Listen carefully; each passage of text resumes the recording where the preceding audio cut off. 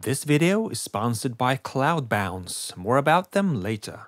Hey, thanks for watching and welcome back to this second episode where I show you how old school multi-tracking on a Portastudio works. And in the first episode I showed you how I built up a track using track 1, 2 and 3, bouncing over to track 4 and starting over again, filling up tracks as I went along. And all that was done manually. I had no way of syncing up the sequencer afterwards. So in this episode I'm going to show you how FSK works, tape sync. FSK stands for frequency shift key, and it's a way of using one track of the multi-track recorder for a sync signal, and that sync signal works so that when you press play on the tape recorder on this Tascam, the sequencer will automatically start. So that means that every instrument, everything you're doing in MIDI doesn't necessarily have to be recorded straight away. You can lay down a temp track and then add vocals, guitars, basses, acoustic instruments. So even if you do that, you still have that sequencer lining up with the Portastudio, so you can change out the MIDI sequence bit by bit, add instruments, take away, edit, and it will still sync up.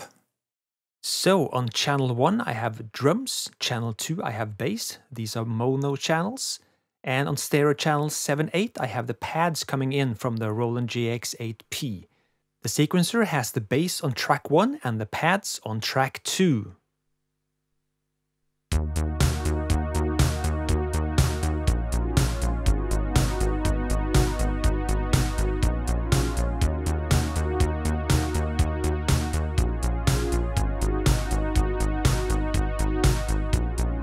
So my plan now is to record those drums on tape on track 1 on the Portastudio, but to sync up the sequencer so I can do overdubs in MIDI afterwards. So now I have to prepare the gear.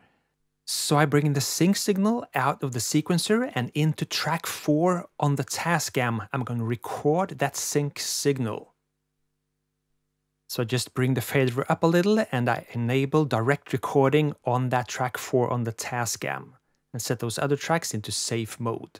And now I start the sequencer and I can hear the sync track going in. A typical modem type of sound. So I set the levels to hit around 0 dB, which is where it should be. And I can mute those other tracks so you can hear only the sync signal in its full glory. This will of course not be part of the audio later. So now that levels are set, I'm ready to record that sync signal for the entire length of the song. This is called striping the tape with the sync signal. So I press record and play. And when I'm ready, I'm going to start the sequencer and let this play through the entire song, recording that sync signal. And here's one of the limitations of using sync signal on tape. It's often recommended to leave the track next to the sync track empty to avoid crosstalk ruining a good sync. That means that if you were to record some hard-hitting drums on the track next to the sync signal, that could mess up the sync signal later, so that other gear might not get a good sync and you'll basically ruin your whole recording. So in this case, where I only have 4 tracks available, leaving that third track empty, that's a luxury I can't afford, but on a big 24 track, you might be able to do so.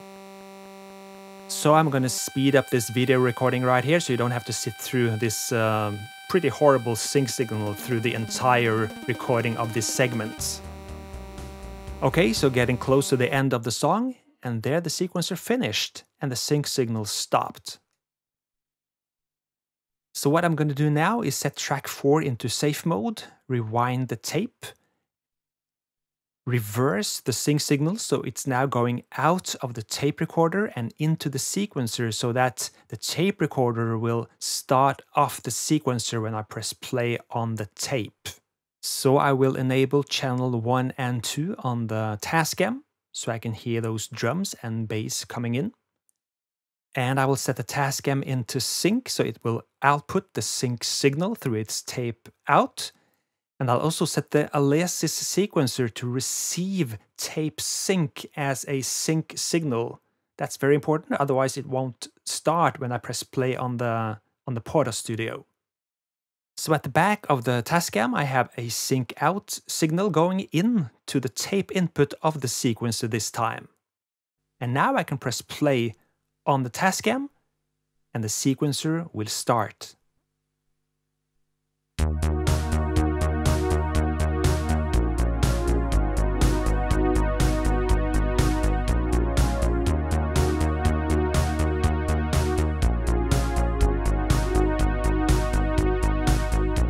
So the sync signal is now driving the sequencer, starting it. It's slaved to the sync signal. So now I want to record those drums. The sequencer is driving the drums from the ILA 2400, like you saw in the first video. Check back on that if you want to see that hookup. So now I'll record those drums while the rest of the MIDI tracks are following in sync. Again, I've sped up this video so you don't have to sit through the entire recording of those drums. I'm shortly coming out of this mode.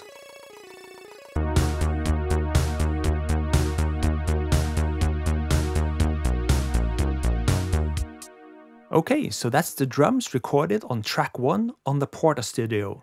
Now we will see if those recorded drums now on tape will sync up with the rest through this entire setup. Before we continue, let's have a look at my sponsor for this video, CloudBounce. CloudBounce is your mastering tool that is available 24/7 wherever you go.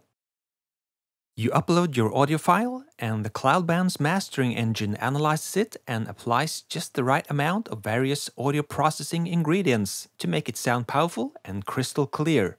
This is made possible by new technology that employs machine listening, classification, and different audio processing tools, such as compressor, EQ, limiter, and stereo imaging. Various templates or custom mastering style adjustments are readily available within the user interface. Flexible pricing plans are suitable for every need. Pick either pay-as-you-go or save with a subscription plan. So check out CloudBounce. I'll leave my affiliation link in the video description. So now the fun will start. Do I have the drums recorded, synced up with the rest of the MIDI sequence?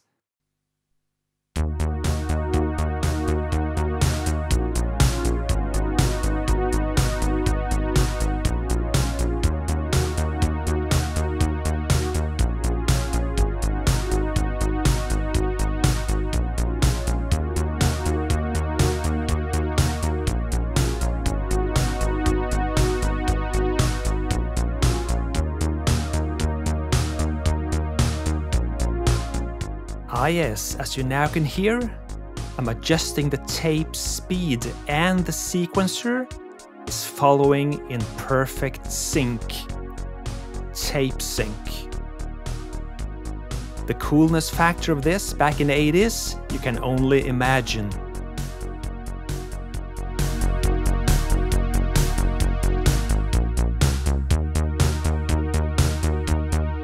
But what if we rewind just a little bit and start the tape from the middle of the song? Ah yes, that is the limitation of simple tape sync. You have to start from the beginning, from the top every time. Tape sync does not know where you are in the song. It only drives the sequencer with a frequency shift. So if you're gonna start from anywhere you want and have the sequencer in line, you'll have to use another type of sync signal, and I'll show you that next time.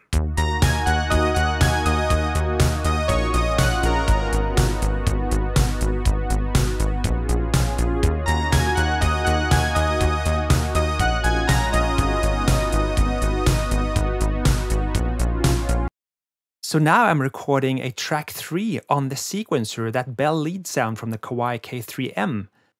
And that's what's so fun about this. I can now build on my MIDI sequence and that will always be in sync with the tape because I've recorded that sync signal first. The tempo is determined from the start, there's no way around that. But it's so cool to do this, and it was very cool back in the day to do this. So let's put that MMT8 back in the tape sync mode and check out if the bell lead is following suit.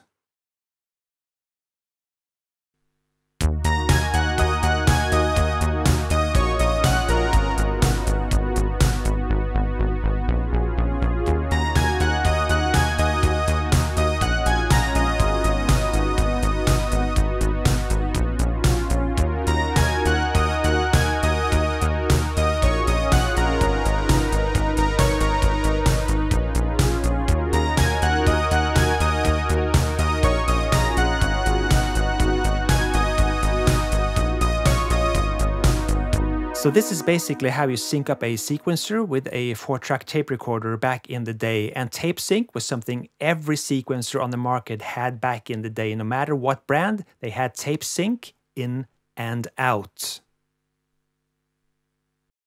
Many of the Portastudios back in the day had at least 2 different speeds you can run. A high speed and a normal speed. This Portastudio even has a slow speed. And the higher speed, the better the sound quality. But slower speed could yield some nice results, effects as well.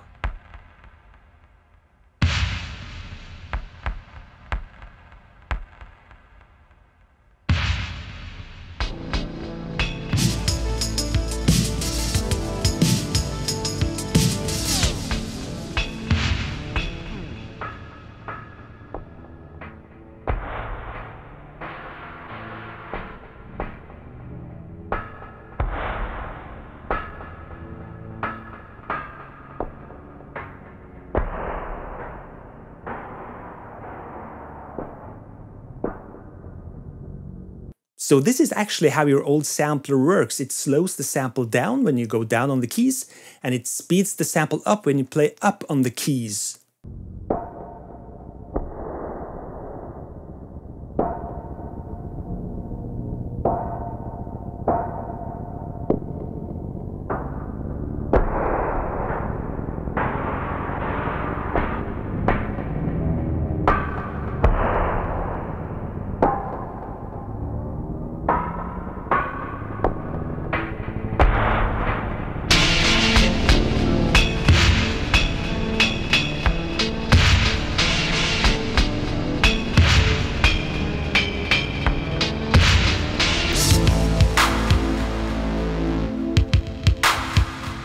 And of course, those classic reverse tape sounds. That way we could do those reverse cymbal fills, etc., coming up to the drum fill.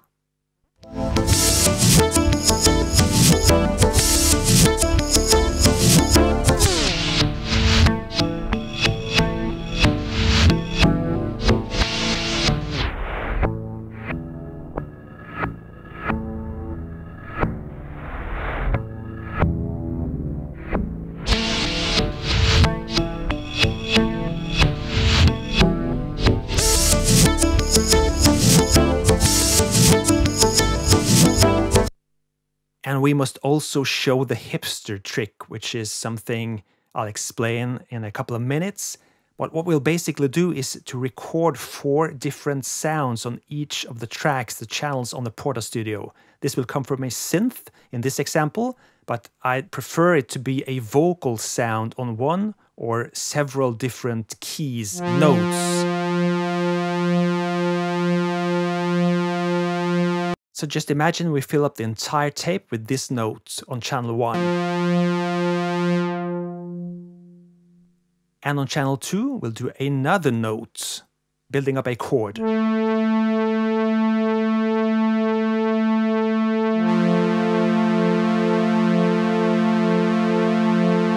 So that's 2 notes recorded. Let's do a third one.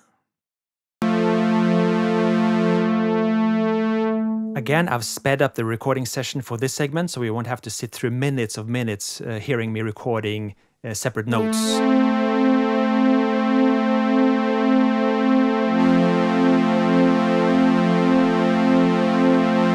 This will all come together in the end. Let's record a 4th note.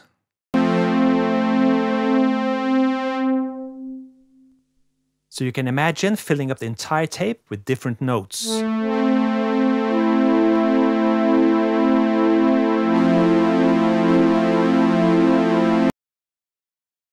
So let's record that 4th and final note. So that's 4 different notes recorded onto the entire tape. Ideally, I only did about 30 seconds now. But check this out. Now I'm going to rewind and press play on the tape recorder, and now I can fade those different sounds, notes, up and down as I see fit, in time, in sequence if I want, or just manually if I want to have some organic lo-fi sounds coming in, together with other sounds.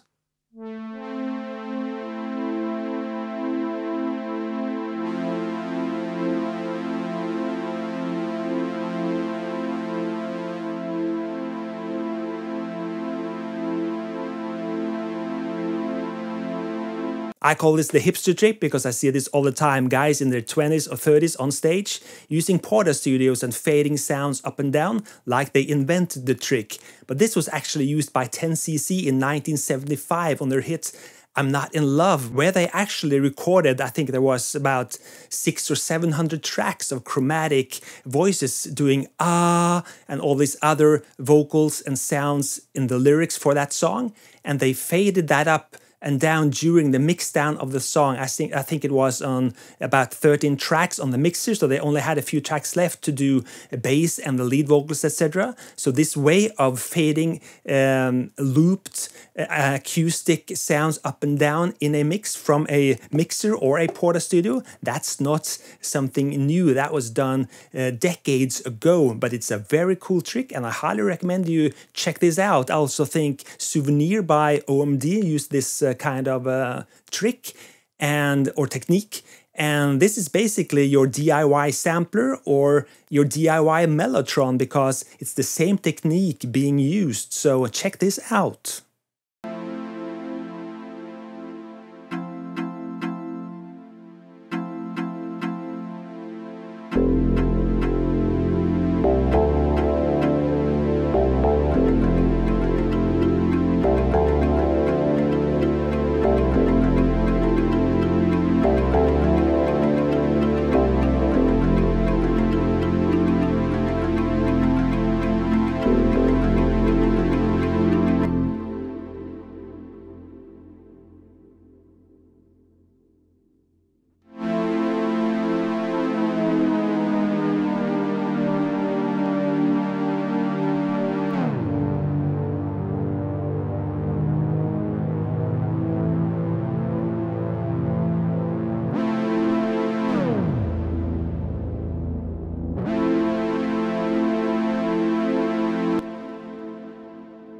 Well, just as I closed off episode 1, I'm going to say it again.